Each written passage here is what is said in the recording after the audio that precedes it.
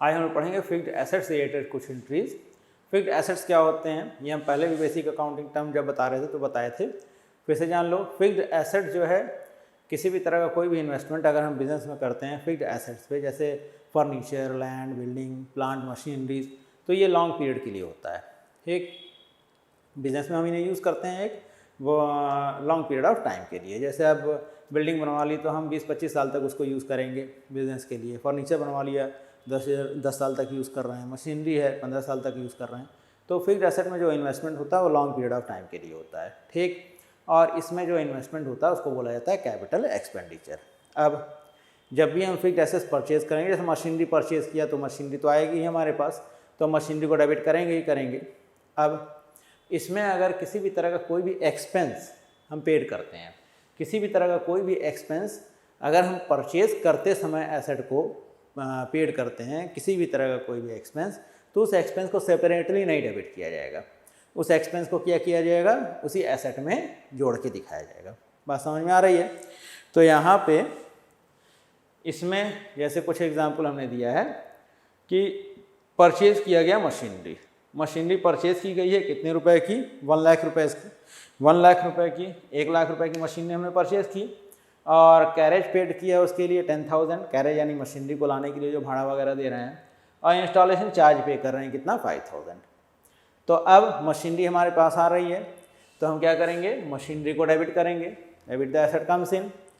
और क्या जा रहा है हमारे पास से, कैश, तो हम क्या करेंगे, कैश को क्रेडिट करेंगे। यहाँ पे कैरेज और इंस्टॉलेशन चार्ज की अलग से कोई एंट्री नहीं होगी। हम क्या करेंगे, मशीनरी की वैल्यू में इसको जोड़ के दिखाएंगे। 10,000 का कैरेज और 5,000 का इंस्टॉलेशन चार्ज और 1 लाख में जोड़ दो तो 1,15,000 की मशीनरी हुई। तो यहाँ मशीनरी अकाउंट डेबिट होगा कितने से, 1,15,000 से। और क्या जा रहा है हमारे पास से, कैश। ये तो एंट्री समझ में आ गई। अब देखो ऐसे ही दूसरा एक एंट्री है, लैंड परचेज कर रहे हैं हम लोग, 5 लाख रुपीज़ का लैंड है और ब्रोकरेज पेड किया जा रहा है उस पर 2%, और रजिस्ट्री चार्ज पेड किया जाता है, लैंड वन परचेज किया जाता है तो कितना रुपये पेड किया जा रहा है, रजिस्ट्री चार्ज 1 लाख रुपीज़। तो अब यहाँ पे हम टोटल अमाउंट जोड़ के किस में डेबिट करेंगे, लैंड में। ब्रोकरेज और रजिस्ट्री चार्ज का अलग से कोई एंट्री नहीं होगी। तो यहाँ पे लैंड अकाउंट डेबिट और क्या जा रहा है हमारे पास से, कैश। तो land account debit to cash हो गया। 5 लाख रुपीज़ का लैंड है, 2% ब्रोकरेज चार्ज, 5 लाख का 2% निकालेंगे तो कितना आएगा, 10,000, और 1 लाख रुपीज़ रजिस्ट्री चार्ज, यानी टोटल हो गया 6,10,000।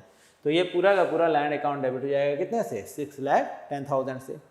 ऐसे ही यहाँ थर्ड ट्रांसैक्शन में कह रहा है परचेज किया जा रहा है ब्रिक्स 40,000 रुपये का, सीमेंट 60,000 रुपीज़ का, टिम्बर 30,000 का, और पेड कर रहे हैं वेजेस कितने रुपए, 70,000, ठीक, फॉर कंस्ट्रक्शन ऑफ बिल्डिंग। अब यहाँ पे कैपिटल एक्सपेंडिचर जो हो रहा है, ये सारे एक्सपेंस किसके लिए हो रहा है, बिल्डिंग के लिए।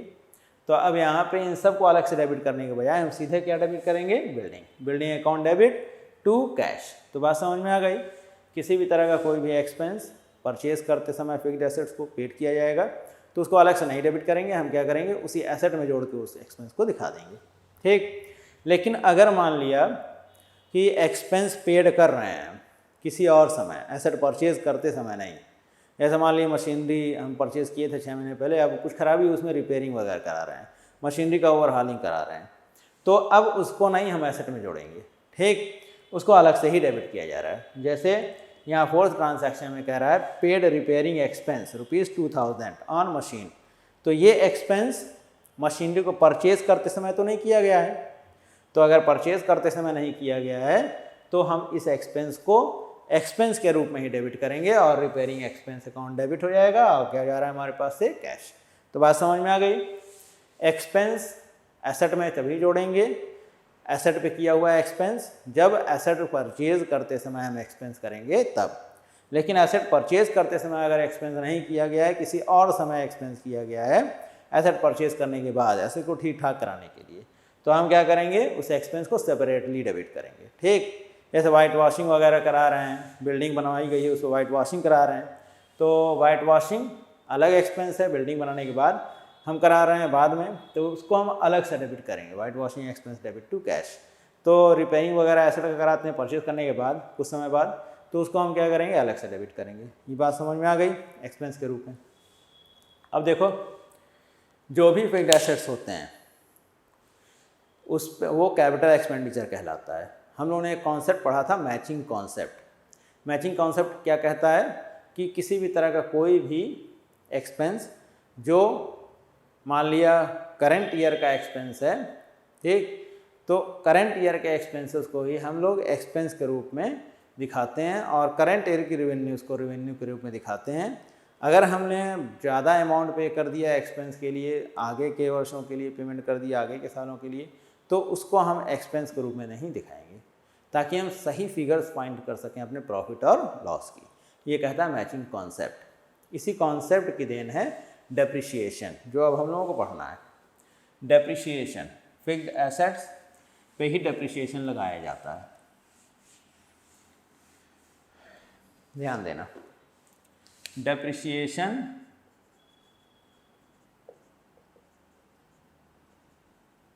Charge on fixed assets, charge on fixed assets due to matching concept.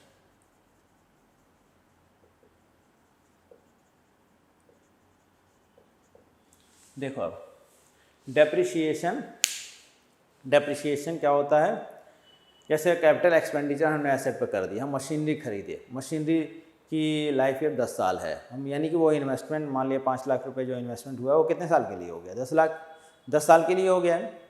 अब उसको हम इसी साल के एक्सपेंस के रूप में 5 लाख रुपए दिखा दें तो गलत होगा। वो कितने साल का एक्सपेंस है, 10 साल, तो उसको 10 साल में ही दिखाना होगा पार्ट पार्ट करके। तो उसके लिए हम इस पे एसेट पे क्या चार्ज करते हैं, डेप्रिसिएशन। डेप्रिसिएशन जो है वही एसेट का पार्ट होता है जो हम हर साल डेबिट करते हैं एक्सपेंस के रूप में। समझ में आ रहा है। और कहा जाता है कि जैसे जैसे एसेट पुराना होता जाता है तो उसकी वैल्यू घटती जाती है, उसी को क्या बोलते हैं हम लोग, डेप्रिसिएशन। तो डेप्रिसिएशन की क्या एंट्री है हम लोग पढ़ेंगे अभी। तो डेप्रिसिएशन क्या होता है, जैसे जैसे एसेट पुराना होता जाता है, फिक्स्ड एसेट किसी भी तरह का कोई फिक्स्ड एसेट है, जैसे जैसे वो पुराना होता जाएगा तो उसकी वैल्यू धीरे धीरे घटती जाती है। तो अब उसकी वैल्यू जो घटती जाती है जिस अमाउंट से, उसी को क्या बोलते हैं हम लोग, डेप्रिसिएशन। डेप्रिसिएशन लगाने का कॉन्सेप्ट मैचिंग कॉन्सेप्ट है, अभी हम तुम लोगों को बताया है। तो यहाँ पे डेप्रिसिएशन होता क्या है हमारे लिए, लॉस, और लॉसेस को हमेशा हम क्या करेंगे, डेबिट। तो डेप्रिसिएशन को तो हमेशा डेबिट किया ही जाएगा, डेप्रिसिएशन अकाउंट डेबिट।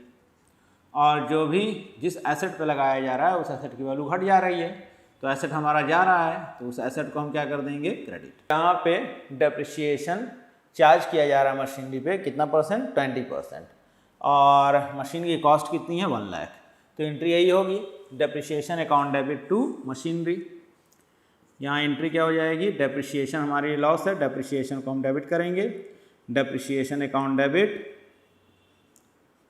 और घट रही है मशीनरी की वैल्यू तो मशीनरी जा रही है मतलब घट रही है, तो हम मशीनरी को क्या कर देंगे, क्रेडिट। अब यहाँ पे कितने की मशीन थी, 1 लाख, 1 लाख का 20% 20,000, तो इसकी वैल्यू घटेगी कितने से, 20,000 से। समझ में आ गया। इसमें एक चीज़ ध्यान रखना, डेप्रिसिएशन हमेशा लगाया जाता है at the end of accounting year, यानी 31 मार्च को जब ईयर एंड होता है हमारा तब। और डेप्रिसिएशन अगर रेट दिया हुआ है तो पर एनम रेट अगर दिया हुआ है और कुछ मंथ्स का डेप्रिसिएशन लगाना है तो हम उतने मंथ से मल्टीप्लाई करके डेप्रिसिएशन फाइंड करेंगे। उसमें भी एक एंट्री देख लो, लिखा हुआ है चार्ज डेप्रिसिएशन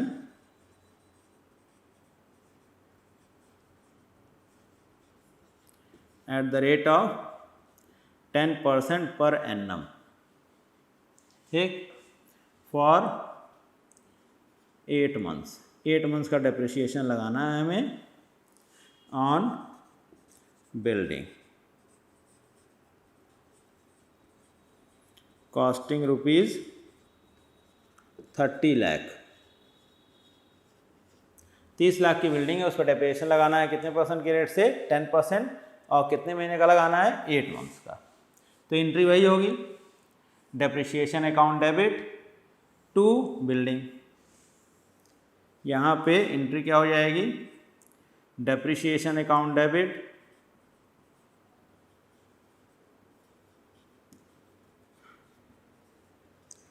टू बिल्डिंग।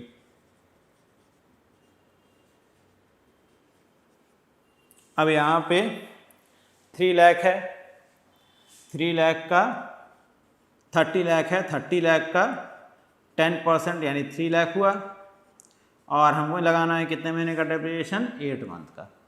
तो हम 8/12 कर देंगे अमाउंट निकालने के लिए। तो यहाँ पे अमाउंट कितना हो जाएगा अब 20,000, यानी इस मशीन पे डेप्रिसिएशन 20,000 है, 2 लाख। कितना लगेगा, 2 लाख। आगे समझ में, 30,000 का 10% निकालेंगे 3 लाख, 3 लाख इंटू 8/12 करेंगे तो कितना आ जाएगा, 2 लाख। तो यहाँ डेप्रिसिएशन इस बिल्डिंग पे लगेगा, कितना लगेगा, 2 लाख। तो डेप्रिसिएशन क्या होता है सबको समझ में आ गया। डेप्रिसिएशन पर आगे हम लोगों को पूरा एक चैप्टर पढ़ना है जिसमें अलग अलग मेथड्स हैं डेप्रिसिएशन के, और पूरा डेप्रिसिएशन अकाउंट और फिक्स्ड एसेट अकाउंट इसमें बनता है, वो आगे के चैप्टर में हम लोग पढ़ेंगे।